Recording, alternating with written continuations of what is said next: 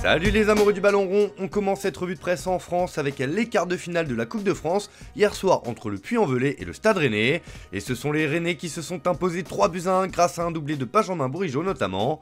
Mais la petite équipe de National 2 sort avec les honneurs, comme le placard du journal local L'Éveil de la Haute-Loire ce matin. Dans un stade de Geoffroy Guichard acquis à sa cause, le Puy Foot a tenu son rang en s'inclinant les armes à la main face au Stade Rennais, écrit le quotidien. De son côté, l'équipe s'amuse et titre dans son encart que Rennes sort du puits. Il ne reste que la confrontation entre le PSG et Nice pour connaître les demi-finalistes de cette Coupe de France 2024. En Espagne aussi, on avait droit à un match de coupe entre l'Athletic Club et l'Atlético de Madrid en demi-finale de la Coupe du Roi. Et les Basques n'ont fait qu'une bouchée du club madrilène en s'imposant 3-0. Et le club de Bilbao peut remercier les frères Williams qui ont tous les deux marqué. C'est ce que met en avant Marca ce matin sur sa couverture et parle des phénomènes Williams.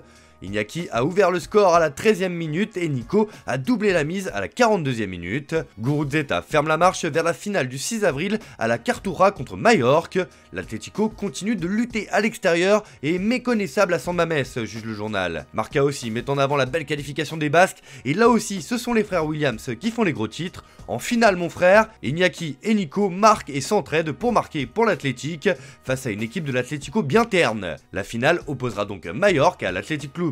On retourne en France les amis pour évoquer la bombe d'hier, la lourde suspension de Paul Pogba. On en parlait hier dans le JT, la pioche a écopé de 4 ans de suspension après un test positif à la testostérone. Pour le journal L'Équipe, Pogba c'est toujours plus bas. À bientôt 31 ans, Pogba a été condamné à 4 ans de suspension par l'Agence nationale antidopage italienne. Jamais un footballeur français n'avait écopé d'une peine aussi lourde. Le champion du monde 2018 a annoncé qu'il fera appel devant le tribunal arbitral du sport. Le Parisien revient aussi sur cette annonce sur sa couverture, tout comme le Figaro Sport qui parle de descente aux enfers pour Pogba. À l'étranger aussi, cette nouvelle fait beaucoup de bruit, notamment en Italie où le français est encore sous contrat avec la Juventus.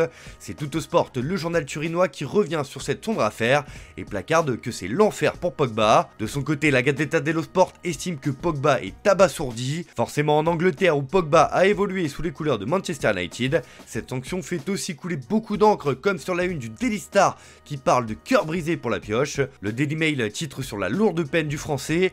Enfin, en Espagne aussi, cela fait la une des journaux locaux comme le Mundo Deportivo, qui est choqué par les 4 ans de suspension pour dopage pour Pogba. Bref, c'est toute l'Europe du foot qui est sous le choc de cette lourde sanction qui touche un champion du monde. On file en Angleterre, où une star de Manchester United a tapé du poing sur la table, c'est Marcus Rashford.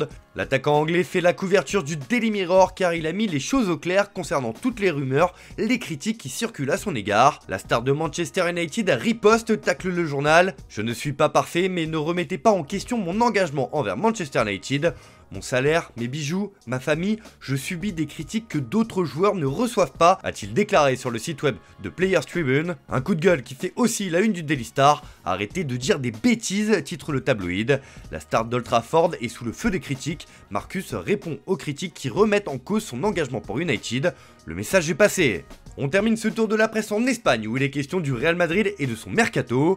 Dans ses pages intérieures, le journal AS nous apprend que le club madrilène n'a pas besoin de vendre malgré l'arrivée programmée de Kylian Mbappé cet été. Mbappé n'oblige pas à vendre, le club a l'intention de conserver son attaque actuelle ainsi que le français et Hendrik.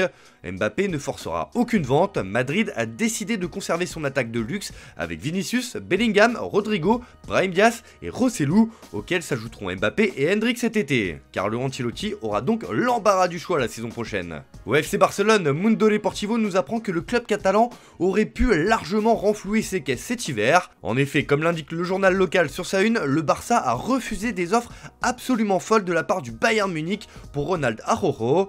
On parle là de 80 millions d'euros plus 10 millions d'euros de bonus, soit 90 millions d'euros en tout. Mais les Blaugrana ont refusé comme l'explique le quotidien. Le Barça a rejeté en janvier 2 super offres du Bayern Munich pour le défenseur central uruguayen qu'il considère comme intouchable et qu'il entend prolonger pour le blindé.